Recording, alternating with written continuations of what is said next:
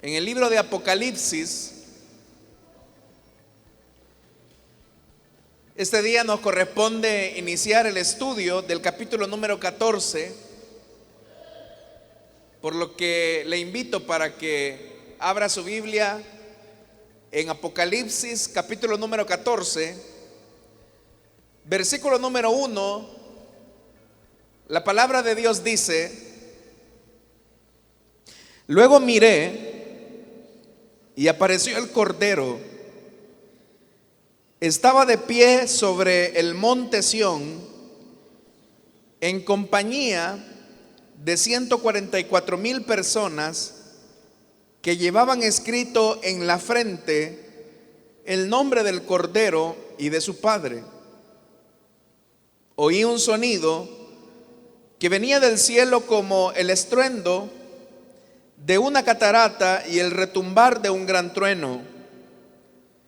El sonido se parecía al de músicos que tañen sus arpas y cantaban un himno nuevo delante del trono y delante de los 4 seres vivientes y de los ancianos. Nadie podía aprender aquel himno aparte de los 144,000 que habían sido rescatados de la tierra. Estos se mantuvieron puros, sin contaminarse con ritos sexuales. Son los que siguen al Cordero por donde quiera que va. Fueron rescatados como los primeros frutos de la humanidad para Dios y el Cordero. No se encontró mentira alguna en su boca, pues son intachables. Amén. Hasta ahí dejamos la lectura, hermanos. Tengan la bondad de sentarse, por favor, esta noche.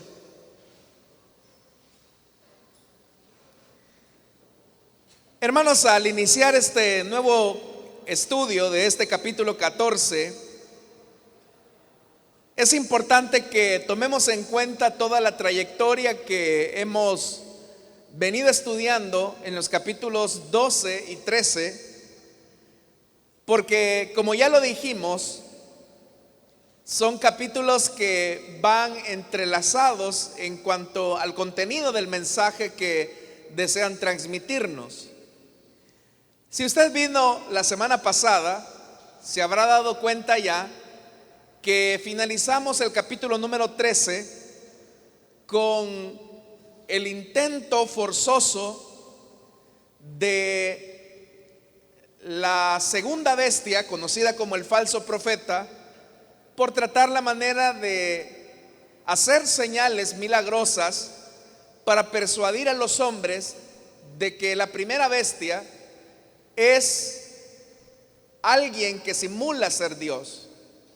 Y decíamos que en realidad este esfuerzo del falso profeta y de la bestia son el resultado de los intentos del dragón por tratar la manera de imitar todas las cosas de Dios y provocar una adoración idolátrica hacia esta Trinidad diabólica. Como resultado de eso es que el falso profeta ha hecho grandes señales e incluso ha impulsado un culto alrededor de la imagen de la bestia, para que todos los hombres, grandes y pequeños, libres y esclavos, adoren al dragón y a la bestia. Parte de ese sistema de valores concluye en el hecho de que la idolatría en realidad es una forma violenta de tratar la manera de recibir la adoración de los hombres. Y la mejor adoración que los hombres pueden brindar a la bestia y al dragón es cuando estos se rebelan en contra de Dios. Pero a pesar de que Satanás trata por todos los medios de imitar las cosas de Dios, decíamos que estos esfuerzos tienen un límite. Eso que nosotros hemos denominado como misterio de iniquidad, que es ese intento fraudulento de Satanás por tratar la manera de imitar las cosas de Dios, tiene un límite.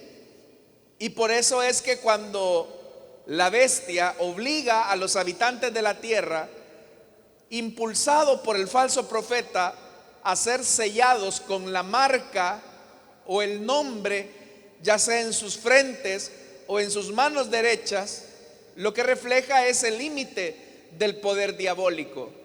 Por eso es que se dice que es un número de hombres, 666. Note que es importante esto porque el número 6 es número de hombres. En el sexto día Dios hizo al hombre. Significa entonces que por más que Satanás trata la manera de imitar las cosas de Dios, esos esfuerzos tienen un límite. Y por más que él se esfuerce, eso siempre topará con el 6. Y de 6 no va a pasar, puede ser 6, 6, 6, 6, 6, pero de ahí no pasa. Porque el número perfecto que habla de la divinidad, que es 7 y representa a Dios, jamás podrá ser usurpado por nadie, por ningún ser humano y menos por el dragón. Sin embargo, hermanos, decíamos que este sello en realidad no es un sello literal como la gente piensa. Alrededor de esto ha existido todo un morbo por tratar la manera de descubrir cuál es ese sello. Están aquellos que decían que el sello de la bestia era un chip, que el sello de la bestia era el código de barras, que el sello de la bestia, hermanos y hermanas, es un microchip que le van a implantar a la gente, y todo ese tipo de tonterías que la gente pone en redes sociales para tratar la manera de alimentar la morbosidad de la gente. Pero decíamos que el sello de la bestia en realidad es la rebelión abierta de aceptar la mentira del dragón, que obviamente se opone a Dios. El ser humano entonces por naturaleza es alguien que está condenado, está sellado a condenación. Y si no es porque el Señor sella con su Espíritu Santo a los nuevos hombres y a las nuevas mujeres, todos estaríamos en una condición de condenación eterna. Entonces, uno, hermanos y hermanas, no tiene que andar perdiendo el tiempo tratando la manera de averiguar qué es ese sello, porque ya le dije que el sello son los valores, es el sistema mundano que se coloca en la mente de los hombres, y por eso es que aparece en la frente o en la mano derecha de los hombres, que refleja su acción. Ese es el mundo, ese es el sello. El sello de la bestia es esa idolatría de rebelión que hay en el corazón del hombre y que la serpiente trata la manera de excitar en cada corazón de los seres humanos.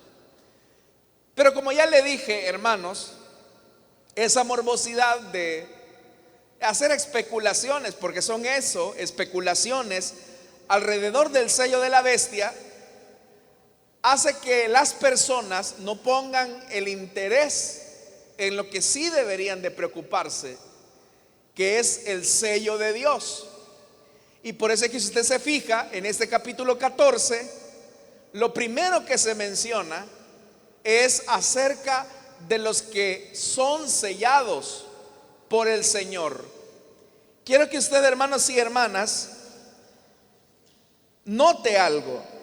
En el versículo 17 del capítulo 13 dice esto: nadie, de modo que nadie pudiera comprar ni vender a menos que llevara la marca, oiga esto, que es el nombre de la bestia o el número de ese nombre. Note que ahí se está haciendo una diferencia. Se habla de el nombre de la bestia y el número de la bestia. Dos realidades, nombre y número.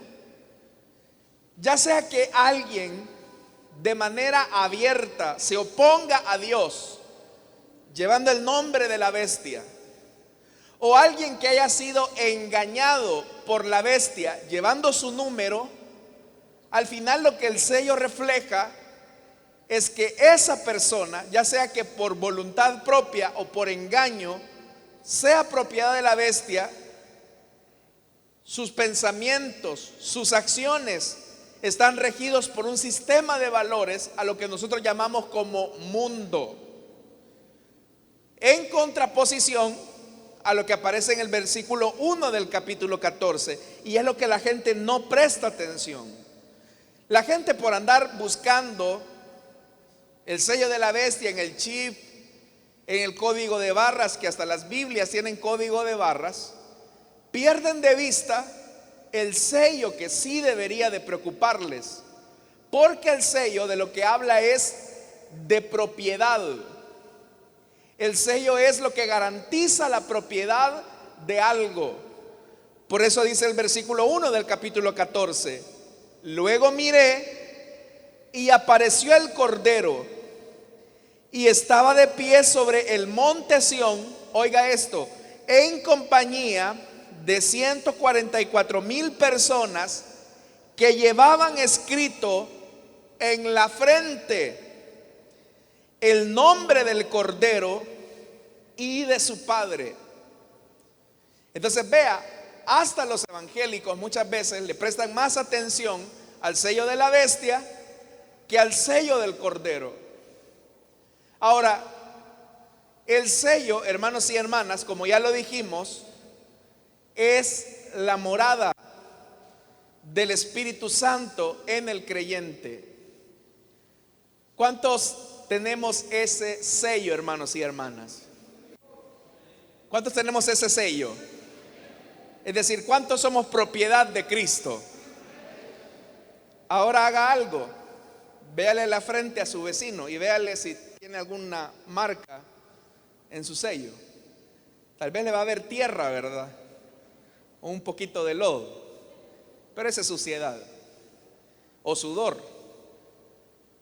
Usted me acaba de decir que usted es propiedad de Cristo, y si es propiedad de Cristo tiene un sello, pero verdad que no es literal, no se lo ve en la frente. Entonces lo mismo ocurre con el otro sello, no es un sello literal, sino que lo que el sello está diciendo es que algo le pertenece a alguien. Así como el sello de la bestia o la marca de la bestia identifica quiénes son propiedad de la bestia, el sello de Dios, el sello del Cordero, identifica quién es propiedad de Cristo. Entonces, ¿quiénes son los que auténticamente han sido sellados por el Cordero?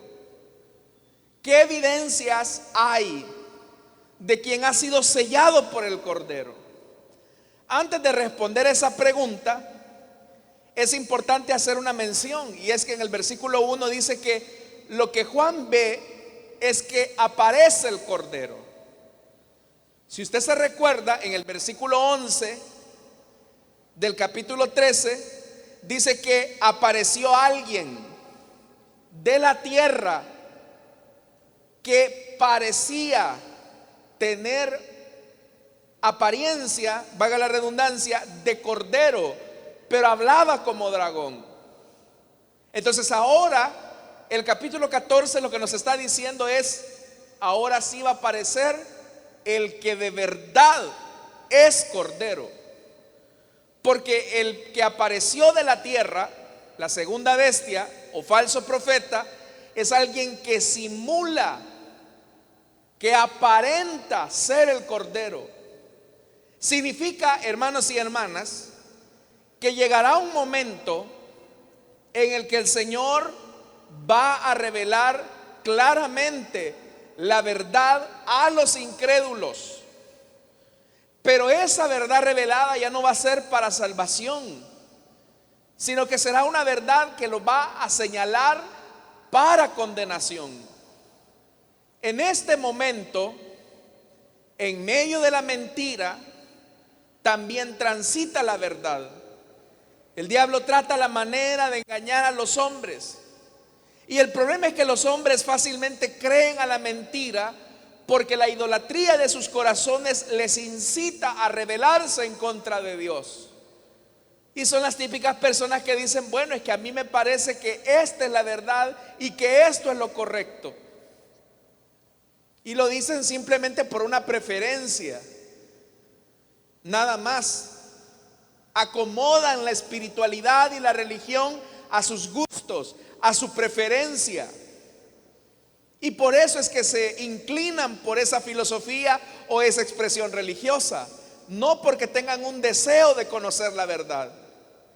Pero llegará un momento en que el Cordero aparecerá y dirá: yo soy la verdad que tú rechazaste porque querías acomodar tu espiritualidad a tus intereses y a tu conveniencia. Pero ¿cómo va a aparecer este Cordero? En primer lugar, el Cordero es celestial, porque dice que aparece, y aparece en una posición de victoria. Estaba de pie, dice, sobre el monte Sión. El hecho que el Cordero aparezca de pie es una señal de victoria. Significa, hermanos y hermanas, que la verdad siempre terminará posicionándose sobre la mentira. La mentira tiene patas cortas y la verdad termina alcanzándola.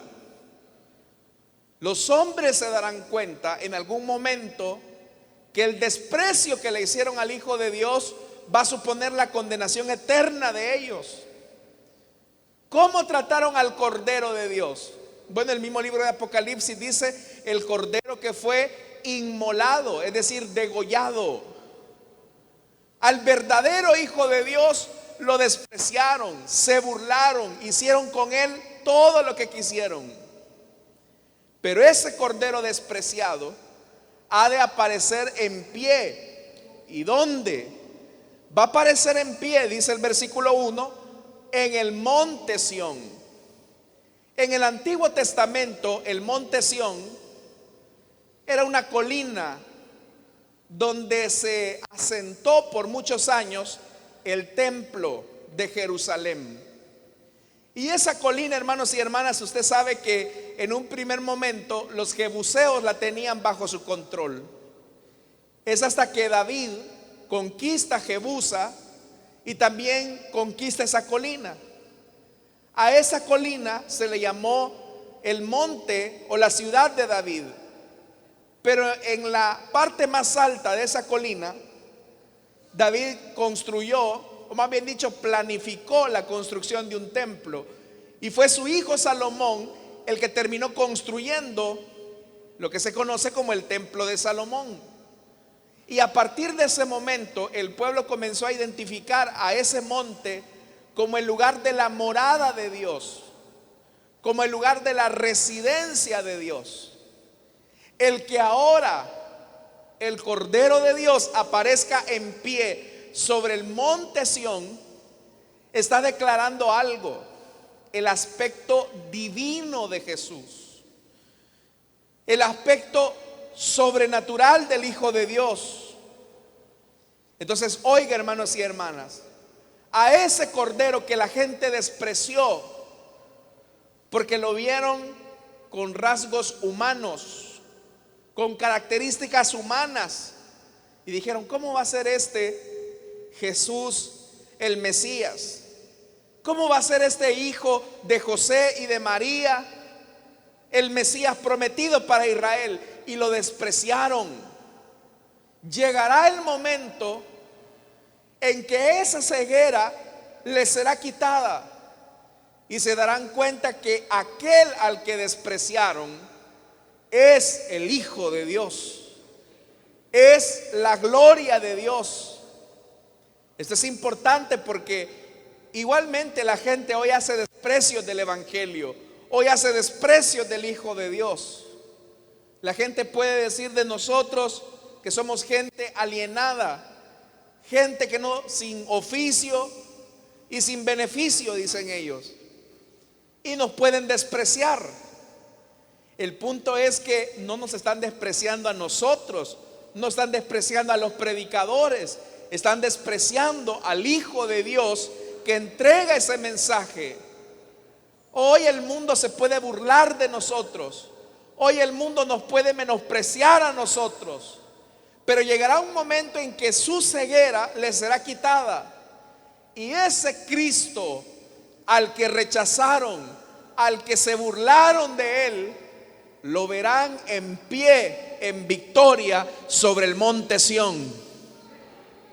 Pero no solamente eso, sino que dice en compañía de los que llevaban su marca o su nombre, estos 144,000. El número 1000 habla de una plenitud perfecta. Habla, hermanos y hermanas, de una característica de un pueblo pleno.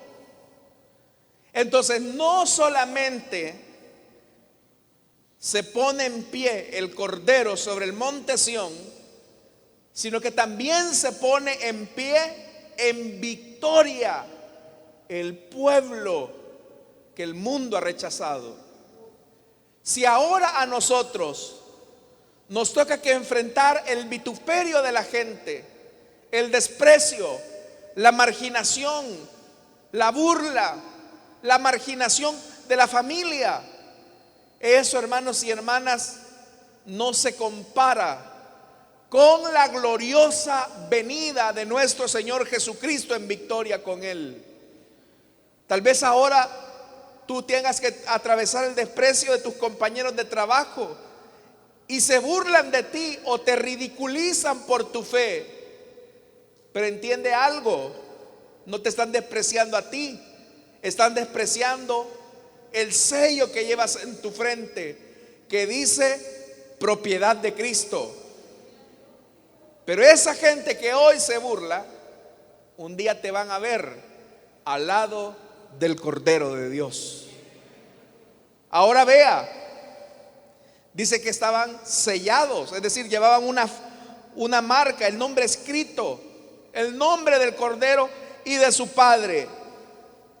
Oiga esto, oí un sonido que venía del cielo, como el estruendo de una catarata y el retumbar de un gran trueno. El sonido se parecía al de músicos que tañen sus arpas. Estos 144,000 vienen acompañados de una orquesta, vienen tributando alabanzas, vienen anticipando la victoria total del Cordero. Póngalo, hermanos y hermanas, en contraposición con lo que está haciendo el falso profeta. ¿Qué hace el falso profeta con aquellos que se oponen a adorar a la bestia? Los mata. Esta gente que vienen con el Cordero lo están haciendo de forma voluntaria. Y esa es una gran diferencia entre la religión y la relación con Cristo. La religión obliga a la gente a adorar a sus ídolos. La relación con Cristo expresa una profunda adoración de manera voluntaria. Hace poco, hermanos y hermanas, acabamos de entonar algunos himnos. Y creo que si medianamente nos sabíamos la letra, lo hicimos de lo más profundo de nuestro corazón. Pero aquí a nadie se le obliga. Cante, haga esto, más fuerte, dele, como lo hace la religión. La religión, hermanos y hermanas, hace todo mecánico. Pero la relación auténtica con Cristo desprende también una auténtica adoración al Dios verdadero. Jesús mismo lo dijo, que Él está buscando adoradores, oiga esto, en espíritu y en verdad. Por eso es que claramente dice eso, que Él escuchó un sonido que venía del cielo como el estruendo de una catarata. En esta época el sonido de la catarata era el sonido más fuerte que se podía escuchar. Pero si usted lee el capítulo 13, todo el culto del falso profeta es un culto muy silencioso, es un culto de muerte. Ahí, hermanos y hermanas, si usted le presta atención al capítulo 13, usted va a notar que no hay sonidos, no hay sonidos, porque precisamente la adoración a los ídolos es una adoración muerta. La Biblia dice que los ídolos nada son. Eso es lo que la Biblia dice, los ídolos nada son. Pero la adoración al Dios verdadero, esa es una adoración auténtica, como un río caudaloso, hermanos y hermanas, que se suena fuerte, que se escucha fuerte. Ahí hay vida, ahí hay vigor, ahí hay alegría, ahí hay gozo. Por eso es que se escucha ese sonido y se escucha muy fuerte. Y dice que también se oía como el retumbar de un gran trueno. Significa que cuando Dios recibe adoración de su pueblo, espera que esa adoración sea intensa, porque Dios es un Dios vivo y verdadero. Pero dice algo más. Oiga esto. Jesús dijo que el Padre andaba buscando adoradores que le adoren en espíritu y en verdad. Oiga esto, en espíritu. ¿Cuál es la adoración que Dios recibe? ¿A quién escucha Dios su adoración? Aquel que vive en la verdad y que tiene el sello del Espíritu en su frente. Significa que una persona puede estar entonando los mismos cantos de nosotros. Significa que una persona puede estar cantando los mismos coros, las mismas alabanzas que usted y yo entonamos. Pero si esa es una persona que no ha recibido la verdad y que no ha tenido el sello del Espíritu, es una adoración que el Padre no escucha. Así sea el mejor tenor el que esté interpretando una alabanza. Eso, hermanos y hermanas, nos coloca a nosotros frente a un desafío en la adoración. Y es si nuestra adoración tiene como fundamento la verdad de Dios y la experiencia sobrenatural de haber conocido a Jesucristo a través del Espíritu Santo. Usted conoce ese pasaje. El Padre busca adoradores que le adoren ¿en qué? En espíritu y en verdad. Vea lo que dice el versículo 3. Oiga, y esto demuestra lo que estamos diciendo. Y cantaban un himno nuevo delante del trono y delante de los 4 seres vivientes y de los ancianos. Oiga, nadie podía aprender aquel himno. Eso habla, hermanos y hermanas, que esto no es por una cuestión de aprendizaje. Esta es una experiencia, esta es una vivencia íntima que cada persona debe de tener.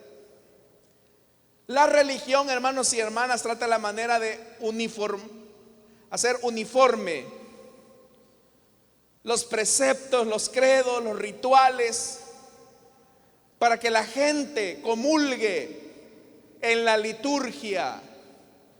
Pero como ya le dije, esa liturgia puede convertirse en una liturgia muerta.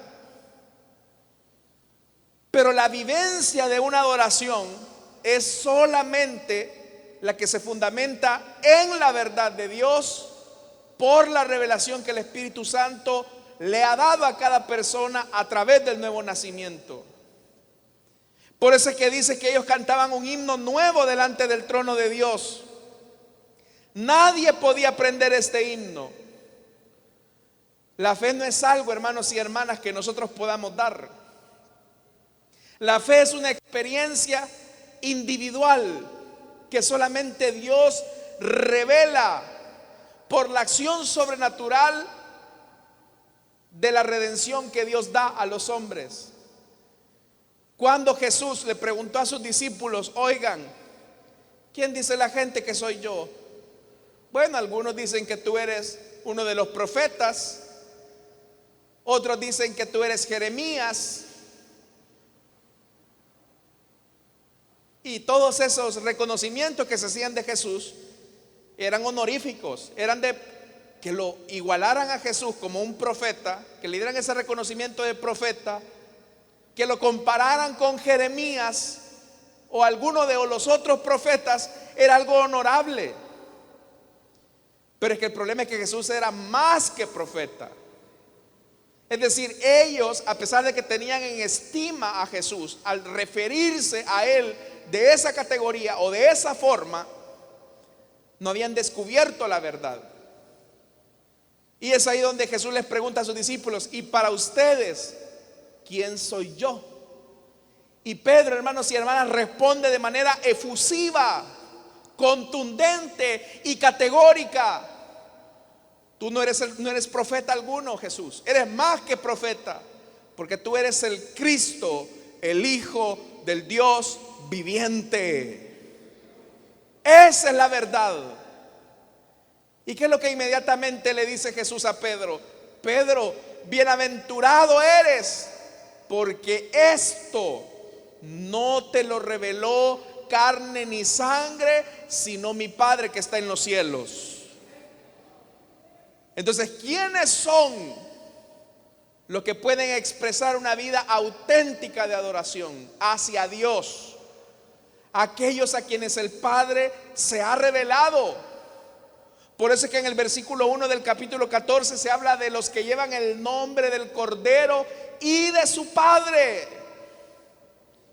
Esto que yo estoy diciendo, hermanos, en realidad solamente los que han sido sellados por el Espíritu van a entender. Porque dice algo más. Dice: nadie podía aprender aquel himno. Nadie, no se puede aprender por vías humanas. Se necesita tener una revelación auténtica de Dios para poder ser un auténtico adorador. Y dice más: nadie podía aprender aquel himno aparte de los 144,000 que habían sido rescatados de la tierra. Entonces, ¿cómo sé yo que he sido sellado por el Espíritu? ¿Cómo sé yo que sobre mi frente, es decir, sobre mi mente, tengo el sello de Dios? Dice el versículo 4: estos se mantuvieron puros, sin contaminarse con ritos sexuales. ¿Cómo es que se mantuvieron puros si fueron rescatados de la tierra? Por el sacrificio del Cordero, la desnudez de nuestro pecado fue cubierta.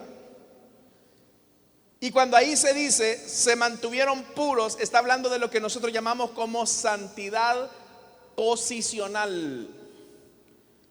Pero también, hermanos y hermanas, dice el verso 4, sin contaminarse con ritos sexuales. La referencia aquí a los ritos sexuales, hay que tomar en cuenta que los ritos sexuales eran de tipo idolátricos. En esta época, especialmente del siglo I, la mayor parte de la idolatría del imperio llevaba implícito orgías, incestos, homosexualidad como un tributo a los dioses paganos.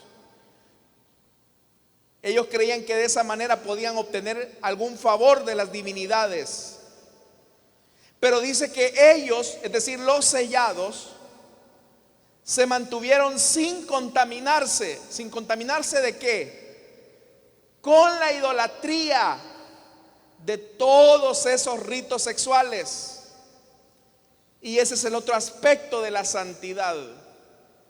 o una de las doctrinas fundamentales del cristianismo, que se llama la preservación de los santos o la perseverancia de los santos, o lo que también nosotros conocemos como santidad progresiva. Usted es santo porque la sangre del Hijo de Dios ha sido aplicada en usted. ¿Cuántos hemos recibido esa bendición, hermanos? Bueno, el segundo aspecto es lo que se conoce como la preservación de los santos. Cuando dice que estos se mantuvieron sin contaminarse de ritos sexuales. ¿Qué hace que un cristiano no vuelva atrás? ¿Qué hace que un cristiano sea preservado? ¿Qué es lo que lo hace, hermanos y hermanas? ¿Qué preserva la identidad de un creyente? El sello. ¿Y cuál es ese sello? La acción del Espíritu Santo en el creyente. ¿Por qué el Espíritu Santo nos preserva del pecado? Que es una diferencia con la religión. Porque la religión nos dice: no hagas esto, haz lo otro. Pero usted y yo no necesitamos de la religión.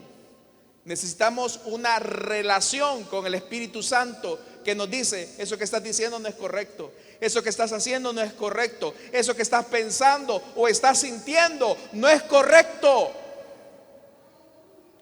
¿Por qué razón? Porque el Espíritu Santo nos conduce a seguir un modelo. El modelo que usted debe de imitar no es del hermano o la hermana a la que usted admira. El Espíritu Santo le va a conducir a lo que dice el versículo 4 en la segunda parte. ¿Quiénes son entonces los que se mantienen puros? Los que se mantienen sin contaminarse con la idolatría. El verso 4 lo dice: son los que siguen al Cordero por donde quiera que va. Fueron rescatados como los primeros frutos de la humanidad para Dios y el Cordero. Entonces vea, el sello del Espíritu nos da la victoria frente al pecado.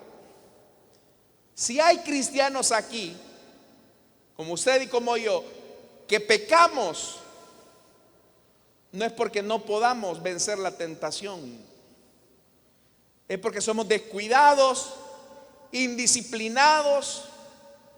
Pero solo tener la morada del Espíritu Santo dentro de nosotros, hermanos, es el poder que nos permite para decirle no al pecado. Y el Espíritu Santo siempre nos va a direccionar frente a los ritos sexuales, frente a la contaminación del pecado. El Espíritu Santo nos dirá: sigue al Cordero.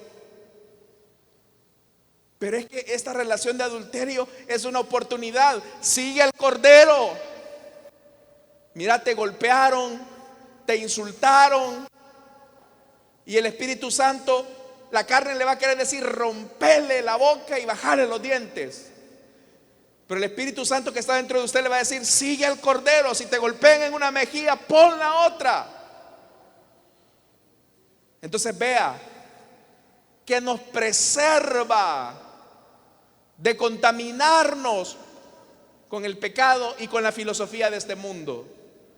Que pongamos la mirada no en el hombre, no en el pastor, no en el hermano, sino que pongamos la mirada en el que está en pie sobre el monte Sión, el Cordero de Dios.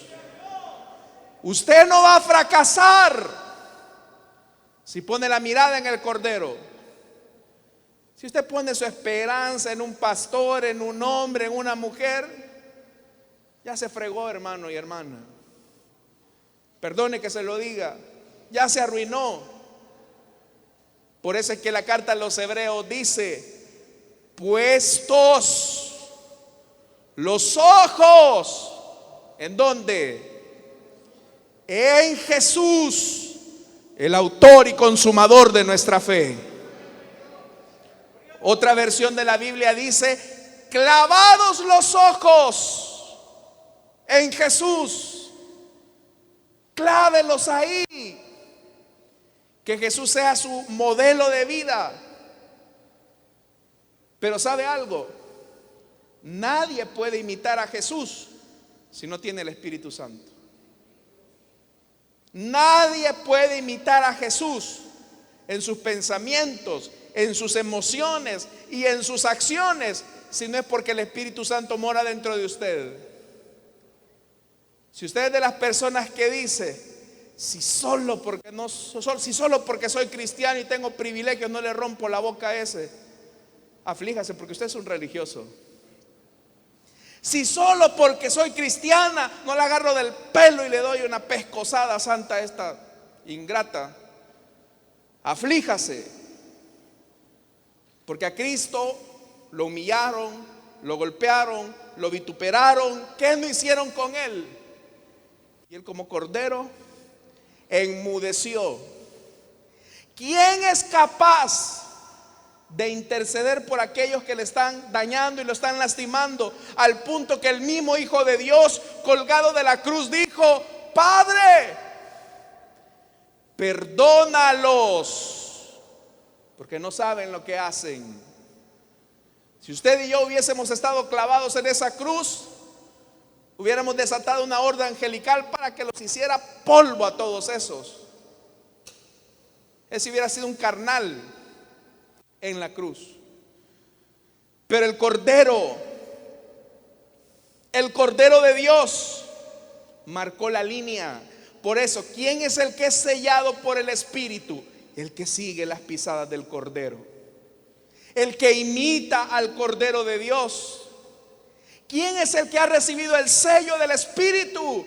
Sino aquel que imita a Jesús en sus acciones, en sus palabras, en sus sentimientos. Por eso dice el versículo 4: son los que siguen al Cordero por donde quiera que va. Pero ¿quiénes eran ellos? Fueron rescatados como los primeros frutos de la humanidad para Dios y el Cordero. Eso es importante. Fueron rescatados. Y si hubo un rescate, se está hablando de que alguien pagó el precio de nuestro rescate. Alguien pagó el precio de nuestro rescate, para que ahora nuestra naturaleza esté inclinada para hacer lo correcto e imitar al Cordero. ¿Quién nos rescató, hermanos y hermanas, de la esclavitud del pecado? ¿Quién fue el que nos rescató con su sangre, hermanos? Sino el Cordero, el Hijo de Dios, que por amor se entregó a nosotros en esa cruz.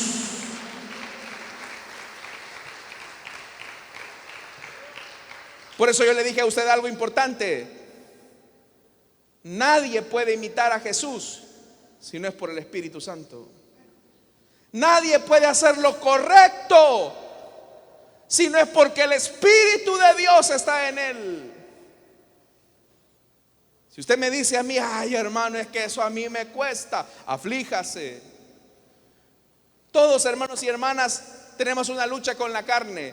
Todos tenemos tentaciones, inclinaciones al mal. Pero ahí viene el Espíritu Santo que nos dice: hey, pone tu mirada en Jesús, imita a Jesús. ¿Qué hubiera hecho Jesús en esto? El escritor a los Hebreos dice que Jesús fue tentado en todo, pero sin pecado. Entonces, cualquiera que sea tu tentación, tú la puedes vencer. Si Cristo venció, tú también puedes vencer. No hay excusas para darse por vencido.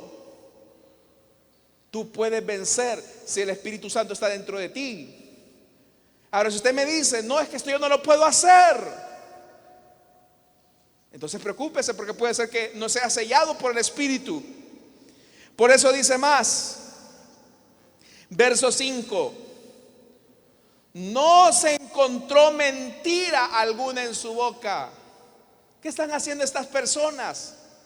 Están cantando un nuevo himno, un himno que no aprendieron, sino un himno que les fue revelado por la verdad de Dios. Ahora usted entiende a lo que se refiere Jesús cuando dice que el Padre anda buscando adoradores en espíritu y en verdad. Nadie que tenga el Espíritu de Dios va a albergar la mentira de la bestia y el falso profeta. Nadie que haya recibido la verdad de Dios va a acomodar las exigencias del Evangelio a su conveniencia. Los religiosos pueden acomodar la verdad de Dios como ellos quieren. Y en palabras de este teólogo alemán, Dietrich Bonhoeffer, eso es gracia barata. Cuando alguien quiere acomodar las exigencias del Evangelio para hacerlo más liviano y sin cruz, está albergando la mentira en sus labios, en su corazón. Pero el que acepta la verdad de Dios, al Cordero de Dios, acepta todo. Yo no puedo, hermanos y hermanas, seleccionar algo de la Biblia y decir esto, si son de promesas de Dios, estas son para mí. Gloria a Dios por las promesas de Dios. 7,000 promesas de Dios para mí. Pero las exigencias de Dios, amar al enemigo, eso no mucho. A mí mi suegra me cae mal. Cuando Dios dice que tenemos que honrar a nuestras autoridades, a nuestros padres, no mucho, porque ese viejo mal me cae. Yo no puedo acomodar las verdades del Evangelio a mi conveniencia. El que es nacido de nuevo vive la verdad de Dios y por lo tanto es un adorador genuino que conoce este nuevo himno que solamente se puede entonar por revelación. Esa es la verdad del Evangelio, una verdad revelada. Por eso dice el verso 5, en su parte final, pues son intachables. Porque el que anda siempre en la verdad de Dios será intachable. Será intachable. El que acomoda la verdad de Dios a su conveniencia, ese siempre va a mentir, porque va a vivir en una mentira, va a querer reflejar lo que no es. ¿Cuánta gente no hay, hermanos, en las iglesias que acomoda la verdad a su conveniencia? ¿Y cómo se llama eso? Hipocresía. ¿Quién es aquel que dice una cosa y vive otra en su ser interior?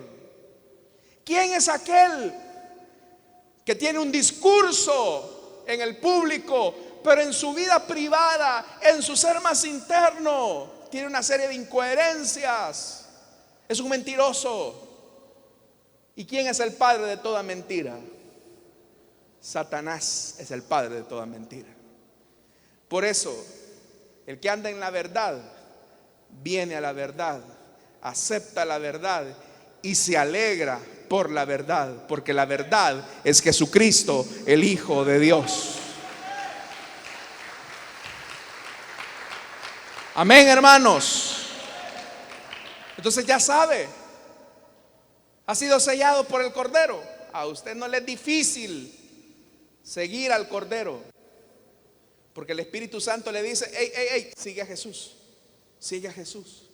Y usted no va a decir: ay, qué difícil es. La religión sí pone un montón de cosas difíciles, pero el que tiene relación con Dios, ese ama vivir la verdad, ese ama vivir en la verdad. Quiera Dios, hermanos, que ese sea nuestro caso. Vamos a orar, hermanos, vamos a cerrar nuestros ojos.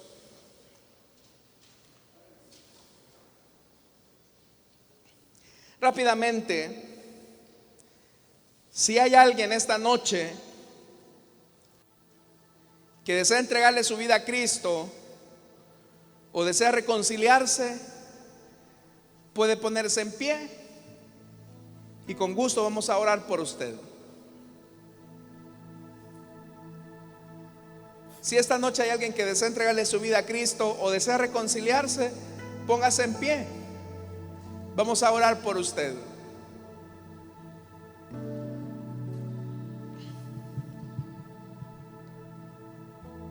¿Habrá alguien?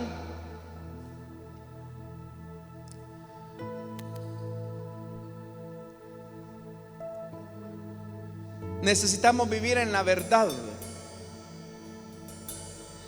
Y eso solo es posible cuando somos sellados por el Espíritu, porque el Espíritu Santo siempre nos va a inducir a seguir al Cordero de Dios. Eso es lo que dice la Biblia, que el Espíritu Santo nos enseñaría toda la verdad y toda la justicia. Seguir a Jesús es posible por la fuerza, el poder y la presencia del Espíritu Santo cuando una persona ha nacido de nuevo. Cuando una persona sigue al Cordero, canta ese himno nuevo, ese himno que es apreciado por el Padre. Porque como dice la Escritura, de estos adoradores busca el Padre, de los que le adoran en espíritu y en verdad. Y si nos mantenemos en esa línea, hemos de preservarnos por la ayuda del Espíritu hasta que Él venga. ¿Habrá alguien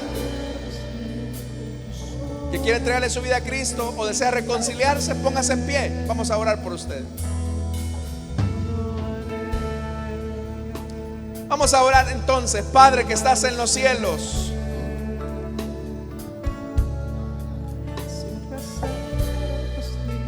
esta noche, Señor, venimos delante de ti para darte las gracias, Señor, porque tú te revelaste a nosotros y el sello del Espíritu vino a nosotros para poner nuestra mirada en los pasos del Cordero, en el ejemplo del Cordero que venció. Y esta es la victoria de su pueblo, que el pecado y la muerte, la mentira, ya no tienen más dominio sobre nosotros. Esta es la victoria de tu pueblo, que a pesar de las tentaciones, a pesar de la seducción de la mentira, caminamos en la verdad revelada por tu Espíritu. Por eso, Señor, te damos las gracias. Ayúdanos a vivir en la verdad de tu palabra, en la verdad de tu Espíritu, para poner siempre nuestra mirada en el Cordero que está en pie sobre el monte Sión. Ayúdanos a librarnos de la contaminación de este mundo, de cualquier manifestación de idolatría que nos ensucie, Señor amado, el entendimiento, para que nuestros sentidos se desvíen de la verdad. Ayúdanos, Señor, en nuestra petición. Oramos también, Señor, por nuestras ofrendas y nuestros diezmos.